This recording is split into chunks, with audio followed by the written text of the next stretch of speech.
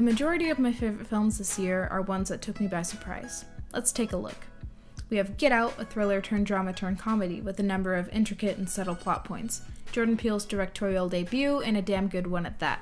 There's Baby Driver, an action film that wasn't just pure action, a film that was riveting and exciting yet funny and unconventional, a style that Edgar Wright does incredibly well. Then there's It, a remake of an old classic. What was initially an ordinary horror film had transformed into a comedic masterpiece, funny while still maintaining the terrifying aspect of the 1990 original. What all of these films have in common is that they each take the idea of genre and turn it on its head. Why these films did so well is because they had elements of nearly every genre, making them appealing to almost every demographic. Lady Bird, while also one of my favorite films of the year, was one I was expecting to like, seeing as I have a boner for any film that is both coming of age and indie. That being said, Greta Gerwig did a fantastic job with her first solo-directed feature film. Get Out was one of the most talked about films of the year, and for good reason. What I appreciate the most about this film is its meticulously planned and expertly executed story. Every time I watch it, I find something I didn't notice before, like when Chris is getting the house tour from Rose's dad, and her dad says something about wanting to keep a piece of his mother in the kitchen, at which point we get a shot of Georgina standing at the kitchen counter. Or how Chris frees himself from hypnotization by picking the cotton out of the armchair. Jordan Peele addresses the very serious and long-standing issue of racism in an extremely creative and nuanced way. He pulls off this effect so well that even the viewers that might not necessarily pick up on Get Out's symptomatic meaning will still enjoy the film, which is a task within itself. Get Out is a film that is deep, but can still be enjoyed on surface level. While I do believe that the film is a form of social commentary, it also is just fucking fantastic. Get Out is a relatively simple film made with only a $4.5 million budget that ended up making $254 million in the box office, which is insane, and I admire its understated yet effective quality.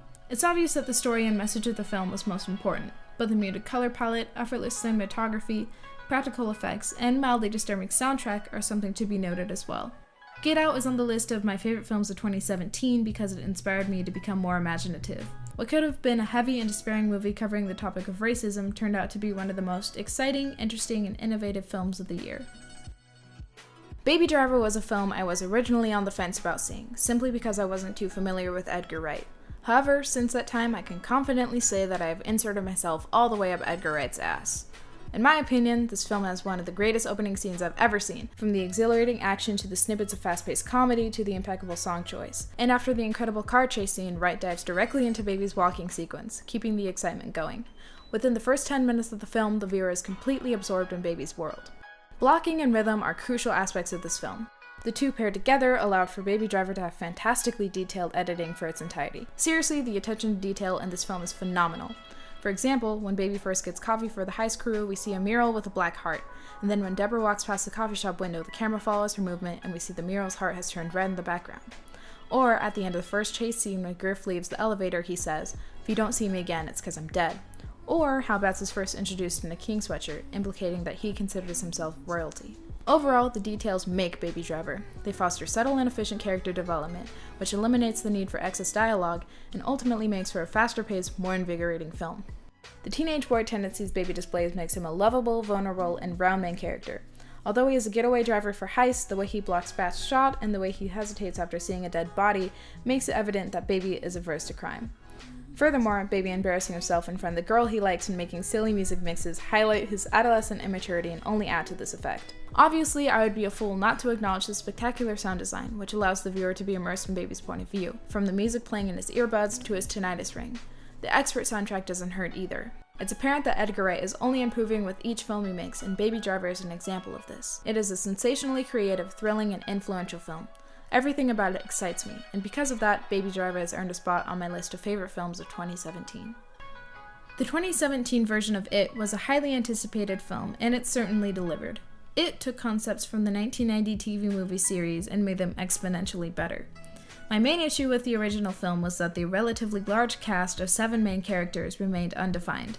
I spent the better half of the series just trying to establish who was who, and I admire the 2017 film for giving each character a distinct recurring trait to be distinguished by. It allowed for better viewer-to-character identification and helped the audience become more sympathetic towards the characters by the end of the film. Overall, the new version of It was bigger and better. With the rise of CGI, the scares were bound to be more terrifying. It 2017 used a combination of computer-generated and practical effects, which worked well for the film, and were obviously more convincing than the effects of the TV movie series. To me, the scares of the 2017 film were more cerebral and therefore more disturbing than the original.